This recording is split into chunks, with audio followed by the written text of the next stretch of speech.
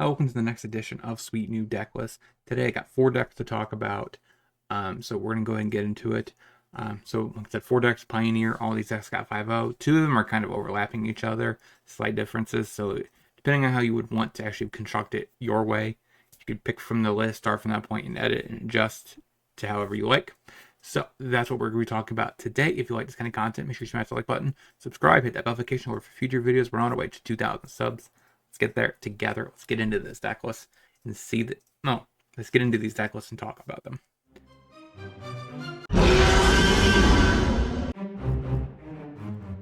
So first we have our Azarac combo with Gwenna. Like, there's not really actually any new cards in this shell.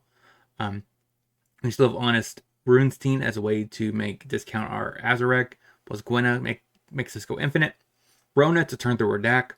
So Kinnan, we have some Kinnans for a little bit extra ramping. Looks like we're playing 6 elves, if I had to guess here. 4 relics, 4 Cocos, so we can find our Gwenna and our Azarac. And of course, we have Runestein to help mill and then return one of those 2 cards to our hand. Sideboard, we do have some 3 Fatal Pushes for some removal for aggro decks. We have an Assassin's Trophy that kind of answers everything, including Graveyard Hate. 2 Safekeepings to protect our Gwenna and our Azarac. We have 2 Hearses for Graveyard Hate, 4 Thoughtseizes for control and combo. So, I guess we would cut probably the elves in that particular matchup, because if we're playing Thoughtseizes, we probably don't really care if the match goes along. It's more grindiness. We have 2 throwbacks for artifact and enchantment removal, which also helps against, hate cards plus Graveyard Hate, or even life gain against aggro. So that is our Gwenna combo for Pioneer. Let's get into the next list. So next on my list is a Soul Flare list for Pioneer. So this deck picks up some actual new cards here. We have 4 Fear Missing Out. Then we have 4 Overlord of the Balmerk. So those are our new sets of new cards. The deck looks like it's trying to mainly put Zontalpa or Kramanicore underneath it.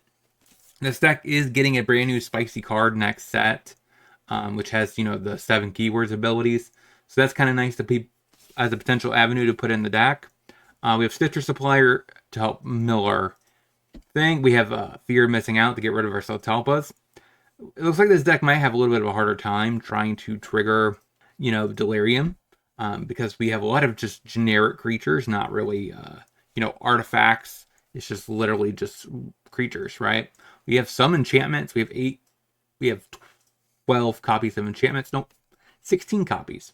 So we get land, enchantment, creature, and that's probably the most we're probably going to get on a regular day-in, day-out basis. Because, 3 Liliana of the Veils is not that much, right? So we don't really have any instant or sorceries either. So sideboard, we do have 2 Lightning Axes for a little bit of removal that also lets us discard some cards from our hand for Soul Flare. 2 Thoughtseizes for a little bit of hand disruption.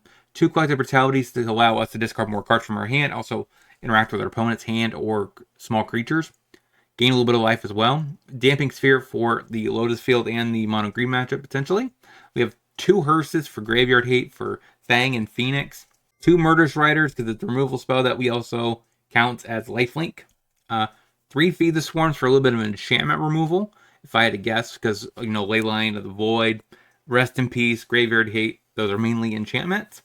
So that is the list that I have for you guys today for this one. So the next 2 are going to be very similar. They're going to be slightly different from each other. Let's get into them. I have 2 lists that have Zur. This deck is starting to get a little bit more traction. So this is a 5-color version, or really it's a 3-color version.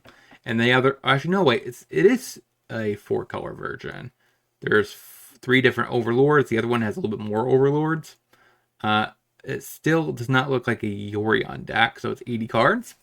Like I said, we have our 3 Overlords plus Zur plus Binding as a way to also be able to turn it on.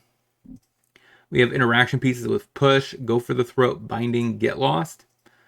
We have 1 Yorion in the actual main board. Kind of interesting. Flicker of Fate to blink our Overlords after we play them.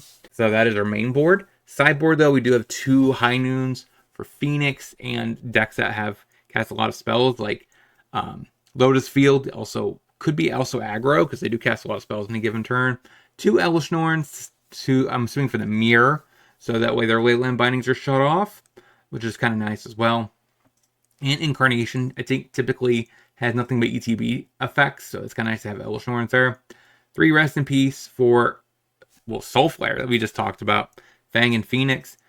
Dovin's Veto for combo. We have 3 Blowouts for aggro. Knockout Blow, I should say. And then we have 1 Get Lost for a little bit of enchantment removal, probably for the mirror. 2 Thought Distortions for combo and control. 1 Sunfall for aggro. That is the 4-color version. Let's get into the 5. So the 5-color version, we have everything but the black one in this deck. So we have Overlord of the Boiler Biggles, so that's kind of sweet. We have Fable the Mirror Breaker, because it's the best card in Pioneer. We have Vanishing Verse for a little bit of removal, plus 4 Get Lost, 4 Thought Seizes, 4 Bindings.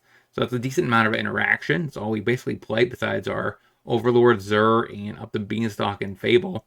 Everything else is land or interaction. Sideboard, we have a little bit more interaction with Fatal Pushes that we could probably cut our Thought Seizes for against aggro. We have a Yorion, since we have 80 cards. 3 Rest in Peace for Graveyard Hate.